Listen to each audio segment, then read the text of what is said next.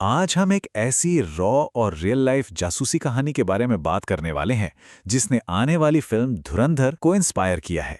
एक ऐसी कहानी जो सुनने में किसी हॉलीवुड स्पाई थ्रिलर जैसी लगती है, पर दोस्तों ये 100% सच है। सोचिए, एक ऐसी फाइल जो सालों तक मिलिट्री की अलमारी में एक टॉप सीक्रेट डॉक्यूमेंट बनी हुई थी, वो अब दुनिया के सामने आ रही है। तो चलिए सीधे इस थ्रिल में डाइव इन करते हैं।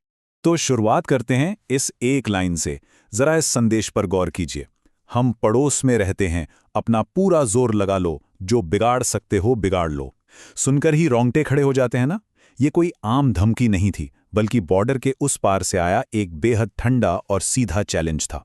और सच कहूं तो यही वो अल्टीमेट कैटलिस्ट था जिसने हमारी एजेंसीज को एक बहुत बड़ा और कड़ा कदम उठाने पर मजबूर कर दिया। अब जरा उस वक्त के माहौल को समझते हैं। साल 2000 से लेकर 2002 के बीच हमने एक के बाद एक कई बड़े आतंकी हमले झेले। दिसंबर 2000 में लाल किले पर हमला, फिर अक्टूबर 2001 में जम्मू कश्मीर असेंबली पर, ठीक 2 महीने बाद दिसंबर में हमारी संसद पर अटैक, और फिर सितंबर 2002 में अक्षरधाम मंदिर पर। इन लगातार हमलों ने दिखा दिया था कि अब डिफेंसिव खेलने का वक्त चला गया है। और यही वजह थी कि उस वक्त के national security adviser Ajit Doval sir को कुछ एक्सट्रीम काउंटर मेजर्स लेने पड़े। और इन्हीं हालात के बीच जन्म होता है ऑपरेशन इफ्तिखार भट्ट का। ये कोई आम ऑपरेशन नहीं था, ये एक highly classified deep cover military operation था। इसका मकसद सीधा और बेहद खतरनाक पाकिस्तान ऑक्यूपाइड कश्मीर के अंदर घुसना, वहां बैठे टॉप आतंकी आकाओं का भरोसा जीतना और उनके पूरे नेटवर्क को अंदर से ही खोखला कर देना। एक माइनर सी गलती और गेम ओवर। अब ये ऐतिहासिक कहानी धुरंधर मूवी के जरिए बड़े पर्दे पर आ रही है और इसकी कास्ट भी बिल्कुल टॉप नॉच है। आर माधवन यहाँ national security adviser Ajit Doval का किरदार निभा रहे हैं। वहीं रणवीर सिंह उस अंडरकवर ऑपरेटिव यानी मेजर मोहित शर्मा के रोल में दिखेंगे। अर्जुन रामपाल पे कर रहे हैं टॉप हिजबुल कमांडर अबू सब्जार को, और अक्षय खन्ना नजर आएंगे सीनियर रिक्रूटर अबू तोरारा के रूप में। साथ ही संजय दत्त और सारा अर्जुन भी इंपॉर्टेंट रोल्स में हैं। मतलब इन रियल लाइफ हीरोज और विलेंस को स्क्रीन पर देखना सच में कमाल होने वाला है। द ट्रांसफॉर्मेशन, इफ्तिकार भट्ट बनना। अब यहां से कहानी में एक नया मोड़ आता है, क्योंकि एक नया रूप अपनाना साइकोलॉजिकली कितना ड्रेनिंग होता है, ये हम अब समझेंगे। दोस्तों, मेजर मोहित शर्मा सिर्फ एक आम फौजी नहीं थे। हरियाणा के रोहतक में एक मिलिट्री फैमिली में उनका जन्म हुआ। 1995 में एनडीए ज्वाइन करने से पहले उन्होंने इंजीनियरिंग की डिग्री ली थी और फिर 1998 में मद्रास रेजिमेंट में कमीशन हुए। वो एक शानदार मिलिट्री मास्टरमाइंड और रणनीतिकार के रूप में जाने जाते थे। उन्हें पता था कि असली जंग सिर्फ हथियारों से नहीं, बल्कि दुश्मन के दिमाग के अंदर घुसकर जीती जाती है। और ये चीज इस बात से ब्रिलियंटली इलस्ट्रेट होती है कि उन्होंने खुद को ट्रांसफॉर्म कैसे किया। इफ्तिकार भट्ट बनने के लिए उन्हें स्टेप बाय स्टेप खुद को बदलना था। पहला स्टेप, एक फेक ट्रेजेडी से भरी बैक स्टोरी बनाना कि कैसे इंडियन आर्मी ने इस कश्मीरी यूथ की जिंदगी बर्बाद कर दी। दूसरा स्टेप, उर्दू भाषा पर पूरी कमांड हासिल करना और कुरान पढ़ना।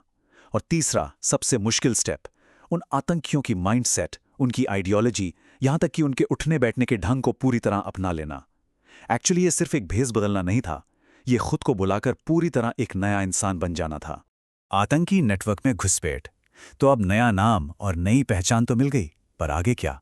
आगे था अपनी असली आइडेंटिटी को पीछे छोड़कर सीधे दुश्मन की मांद में कूद जाना।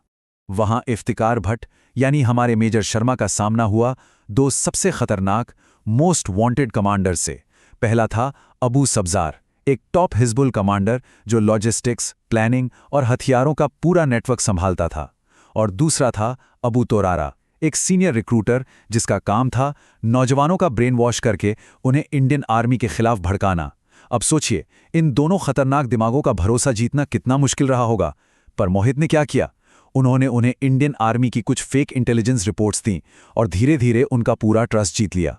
पर वेट, सब कुछ इतना आसान थोड़ी ना था। बीच में एक ऐसा वक्त आया जब सब कुछ खत्म होने की कगार पर था। इसे कहते हैं द चेकपोस्ट क्राइसिस। हुआ ये कि एक चेकिंग के दौरान मोहित की फेक आईडी पर शक हो गया। उस एक पल में पूरा मिशन और उनकी जान दोनों दांव पर लग गए थे। पर तभी मोहित का दिमाग तेजी से चला। उन्होंने वहां खड़े एक ट्रक ड्राइवर को रिश्वत दी और एक स्विफ्ट प्लान बी के जरिए वहां से बाल बाल बच निकले। प्यू, सोचिए उस वक्त उनकी धड़कनें कितनी तेज होंगी। द फाइनल कन्फ्रंटेशन, यानी अंतिम टकराव। ये सारी मेहनत, ये सारा टेंशन आखिरकार उस एक दिन पर आकर रुकना ही था जहां फैसला होना था। एक जिंदगी और मौत का आमना सामना। सुबह की चाय का वक्त था। सब कुछ बिल्कुल नॉर्मल, शांत लग रहा था। और तभी अचानक से अबू सब्जार ने एक ऐसा सवाल पूछा जिसने जैसे हवा में जहर घोल दिया। उसने सीधा मोहित से पूछा, तुम हम में से हो या उनमें से? बूम! जरा सोचिए उस एक सेकंड के बारे में। एक गलती, एक हेजिटेशन और पूरा इन्फिल्ट्रेशन वहीं ढेर। पर मेजर मोहित शर्मा का रिएक्शन एब्सोल्युटली माइंड ब्लोइंग। उन्होंने तुरंत अपनी AK-47 जमीन पर गिरा दी। एक पूरा साइकोलॉजिकल ब्लफ। उन्होंने सब्जार की आंखों में देखकर कहा, अगर मुझ पर भरोसा नहीं है तो मुझे अभी मार दो। मुझे मौत से डर नहीं लगता, धोखे से लगता है। वाओ! इस एक लाइन ने सब्जार का दिमाग हिला दिया। वो एक सेकंड के लिए कंफ्यूज हो गया, और दोस्तों वही एक सेकंड मोहित के लिए काफी था। उन्होंने तुरंत अपनी छुपी हुई पिस्तौल निकाली और बस 3 गोलियां। एक गोली सीधे सब्जार के सिर में और 2 गोलियां तोरारा की छाती में। खेल खत्म। हिजबुल की टॉप लीडरशिप वहीं ढेर हो गई और मेजर मोहित शर्मा वहां से सेफली अपने बेस पर वापस आ गए। ये एक इतना साफ, तेज और फेटल एक्शन था जिसने पूरे टेरर नेटवर्क की कमर तोड़कर रख दी। वास्तविकता से सिनेमा तक।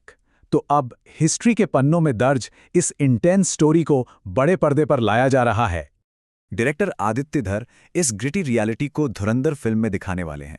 देखिए, फिल्म है तो थोड़ी सिनेमैटिक लिबर्टीज तो ली ही जाएंगी, जैसे ड्रामा बढ़ाने के लिए कुछ ड्रामेटाइज्ड सीन्स और एक फिक्शनल लव एंगल भी होगा। पर हाँ, मेकर्स ने यह स्ट्रांगली प्रॉमिस किया है कि इस मिलिट्री ऑपरेशन का जो कोर है, जो रॉ और रियल इंपैक्ट है, वो बिल्कुल इंटैक्ट रहेगा। उसके साथ कोई छेड़छाड़ नहीं होगी। ये एक्सप्लेनर देखने के बाद ना मेरे दिमाग में बस एक ही सवाल घूम रहा है। हमारे अनसंग हीरोज की ऐसी कितनी और अनकही कहानियां होंगी जो आज भी मिलिट्री की अलमारियों में कॉन्फिडेंशियल फाइल्स के रूप में धूल खा रही हैं। सोच कर देखिए, ऐसे कितने बलिदान हैं जो हमारी कल की सुरक्षा के लिए आज तक पर्दे के पीछे ही छुपे हैं।